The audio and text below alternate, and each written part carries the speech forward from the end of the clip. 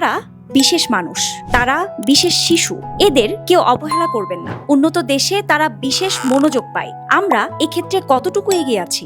ওদের স্কুলিং যদি special schooling লাগে, ওদের এডুকেশনটাও কিন্তু স্পেশাল এডুকেটরের মাধ্যমে করাতে হয়। এবং অবশ্যই শিশু নিউরোলজিস্টের আন্ডারে আমাদের 3 থেকে 4 মাস বা 6 মাস পর পরে মনিটরিং এর জন্য যেতে হবে, যে এই বাচ্চাটার যখন বয়স বাড়তে থাকে আদার্স কোনো কন্ডিশন সেখানে অ্যাড হচ্ছে কিনা সেটা মনিটর করার জন্য।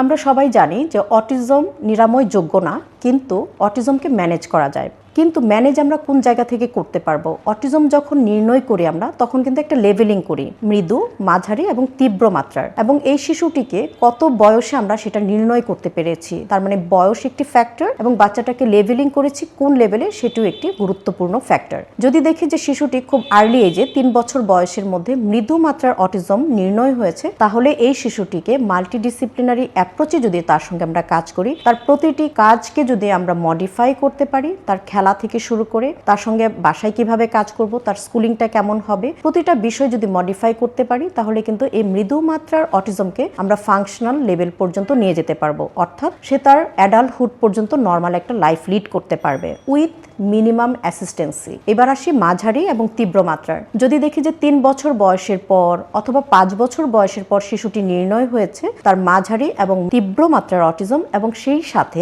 তার কিছু কোমরবিডিটিস আছে। অটিজমের সাথে কিন্তু ADHD থাকতে পারে, এপিলেপসি থাকতে পারে, অন্যান্য গাট প্রবলেমগুলো থাকতে পারে। সেগুলো যদি অ্যাসোসিয়েটেড থাকে, তাহলে আমরা দেখেছি যে সেই ক্ষেত্রে প্রগনোসিস বা প্রোগ্রেস রেটটা কিছুটা কম, এবং তাদেরকে সব সময় অ্যাসিস্টেন্সি করতে হয়। তাদের স্লিপ, তাদের ডায়েট, তাদের যে লাইফস্টাইল আছে, তাদের ডেইলি যে অ্যাক্টিভিটিসগুলো আছে, সেটা হোম এনভায়রনমেন্টে, স্কুল এনভায়রনমেন্টে কেমন হওয়া উচিত, সবকিছু খুব স্ট্রিক্টলি মেনটেন করতে হয়। কোনো একটি জায়গায় যদি আমরা পিছিয়ে যাই বা বাচ্চাটা সম্পূর্ণরূপে আমাদের এইরকম মনিটরিং এর মধ্যে ছিল, কোনো একটি কারণে আমরা কয়েক মাস হয়তো বন্ধ রেখেছিলাম, তার এই ডেইলি স্ট্রাকচারটা আসলে রুটিন মাফিক কিছুদিন চলে নাই, তখন দেখা যায় যতটুকু ইমপ্রুভমেন্ট আমরা করেছিলাম ঠিক ততটুকুই হয়তো সে আবার রিগ্রেশনে চলে যায়, অর্থাৎ অবনতির দিকে চলে যায়। কাজে এদের সব সময় আমাদের একটা স্ট্রাকচারাল রুটিনের মধ্যে রাখতে হয়। ওদের ডায়েট, স্লিপ, ওদের স্কুলিং যদি স্পেশাল স্কুলিং লাগে, ওদের এডুকেশনটাও কিন্তু স্পেশাল এডুকেটরের মাধ্যমে করাতে হয়। এবং অবশ্যই শিশু নিউরোলজিস্টের আন্ডারে আমাদের 3 থেকে 4 মাস বা 6 মাস পর পরে